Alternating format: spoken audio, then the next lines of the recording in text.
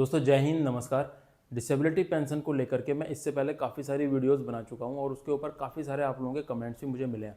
और सबसे ज़्यादा जो एक सवाल पूछा गया है वह पूछा गया है इनवैलिड पेंशन को लेकर के।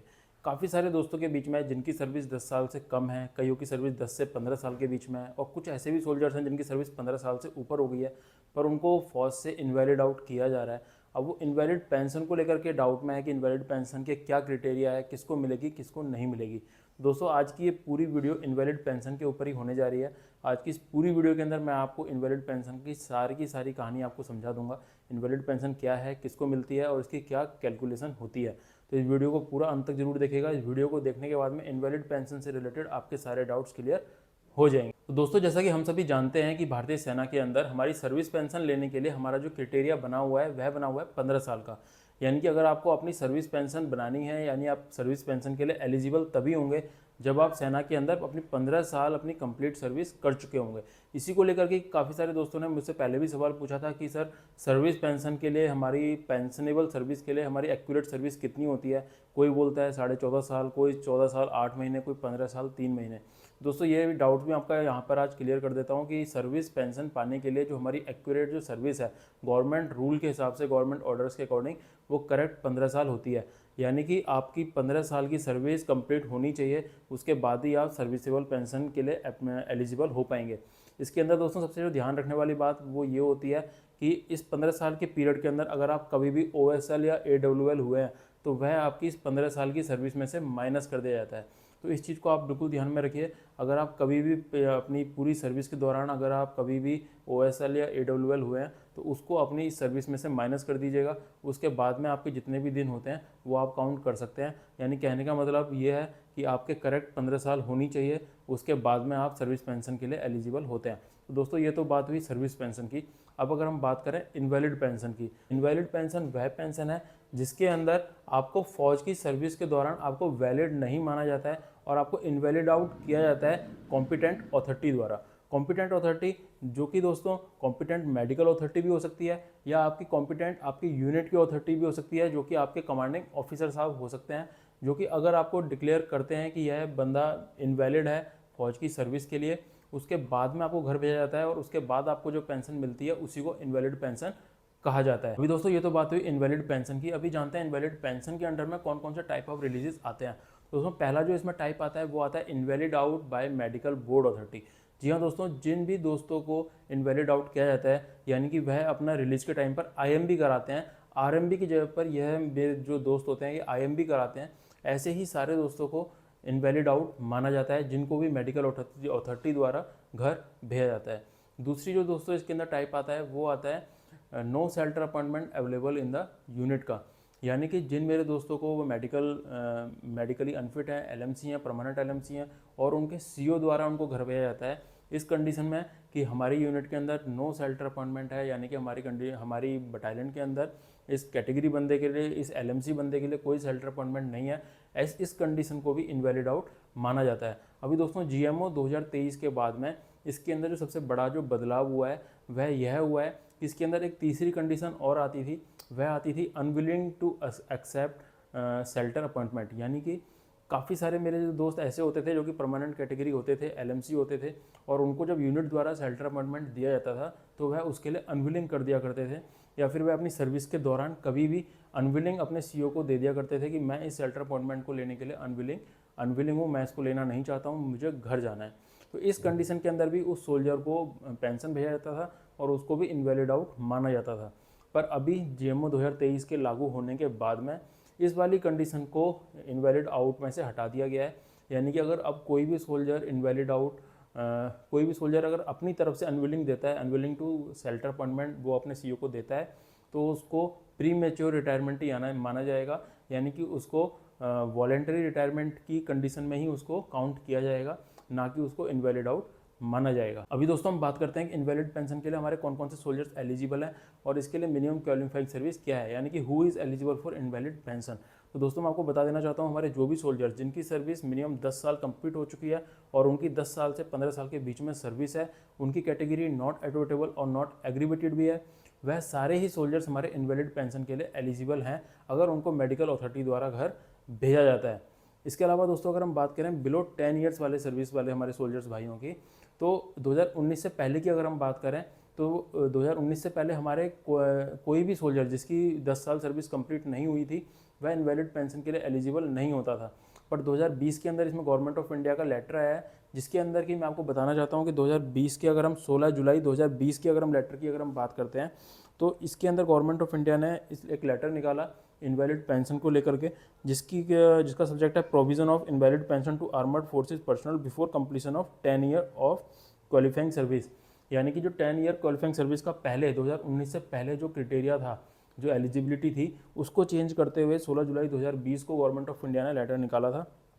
इसके अंदर दोस्तों अगर मैं आपको मेन पॉइंट पढ़कर बताऊं तो इसके अगर आप सेकंड पैराग्राफ में जाएंगे तो यहाँ पर क्लियर लिखा हुआ है कि the undersigned is directed to state that invalid pension would henceforth also be admissible to armed forces personnel with less than 10 years of qualifying service in cases where personnel are invalid out of service on account of any bodily or mental infirmity which is neither attributable nor aggravated by military service and which permanently incapacitate them from military service as well as civil re-employment।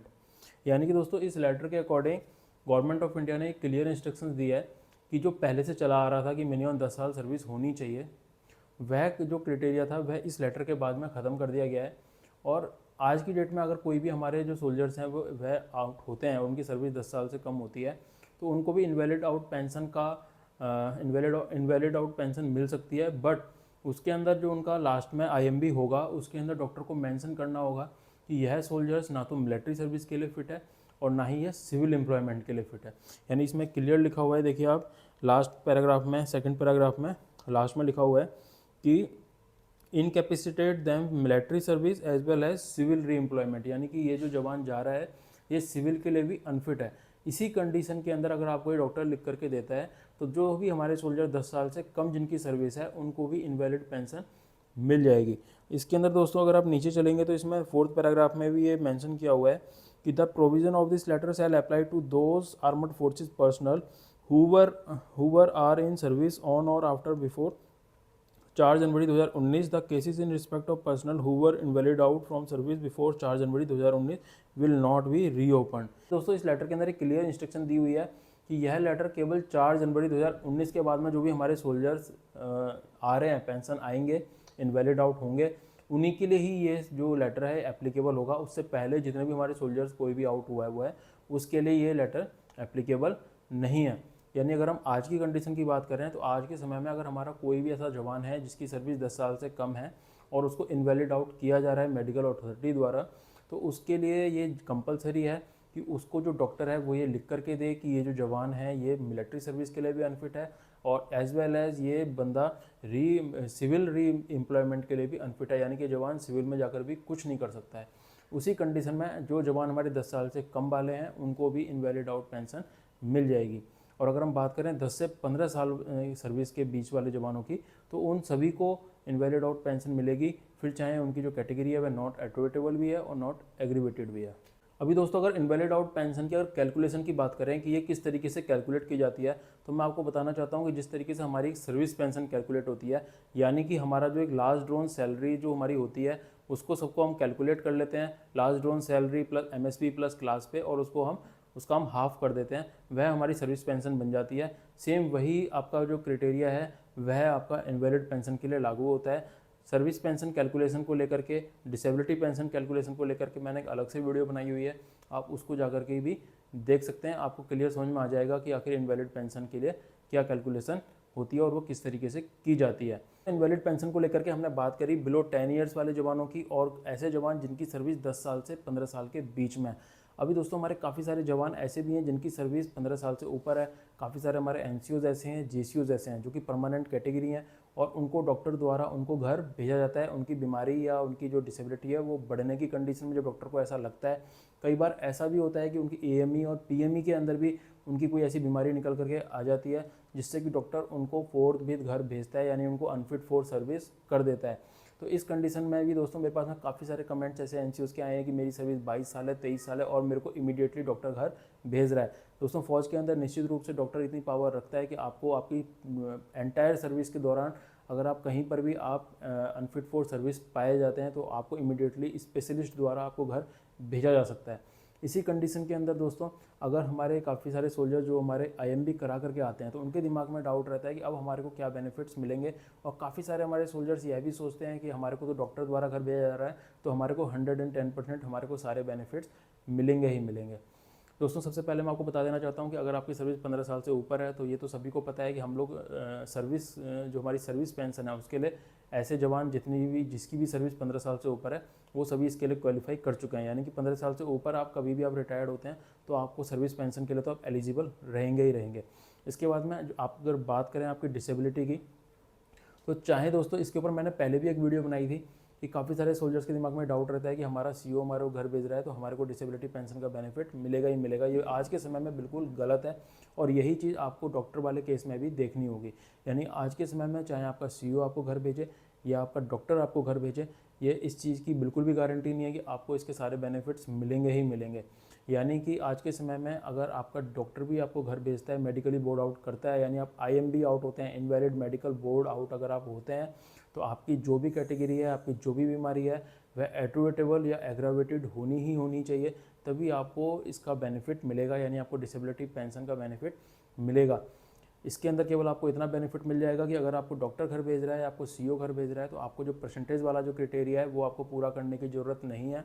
यानी अगर आपको 0.5 या 1% भी आपको मिलता है तो आप डिसेबिलिटी पेंशन के लिए एलिजिबल हो जाएंगे। पर इस चीज़ का डाउट बिल्कुल ना रखें कि मेरे को IMB आउट कराया जा रहा है, इनवैलिड मेडिकल आउट में हो रहा हूँ तो मेरे को डॉक्टर घर भेज रहा है, मैं वॉलंटरी तो घर जा नहीं रहा हूँ तो मेरे को इसका सारा बेनिफिट मिल जाएगा। ऐसा आज के समय में बिल्कुल भी करेक्ट नहीं है। आपको बेनिफिट नहीं मिलेगा अगर आपकी जो डिसेबिलिटी है वह एट्रीब्यूटेबल या एग्रावेटेड नहीं है। दोस्तों, उम्मीद करता हूँ कि इस वीडियो कंप्लीट देखने के बाद में इनवैलिड पेंशन को लेकर के आपके मन में जो भी डाउट था वह क्लियर हो गया होगा। अगर अभी भी आपके मन में, आपके दिल में कोई भी सवाल है तो आप मेरे से कॉन्टैक्ट कर सकते हैं sainikdharmcontact@gmail.com। आप इस email ID के ऊपर आप मेरे से कॉन्टैक्ट कर सकते हैं और अपना कोई भी सवाल मेरे से पूछ सकते हैं। दोस्तों, वीडियो अच्छी लगी तो वीडियो को जरूर लाइक करें, अपने और साथियों के साथ में जरूर शेयर करें। चैनल पर न्यू आए हैं तो सैनिक धर्म चैनल को जरूर सब्सक्राइब करें। मिलते हैं ऐसी नेक्स्ट यूजफुल और इन्फॉर्मेटिव वीडियो के अंदर। तब तक के लिए जय हिंद, नमस्कार।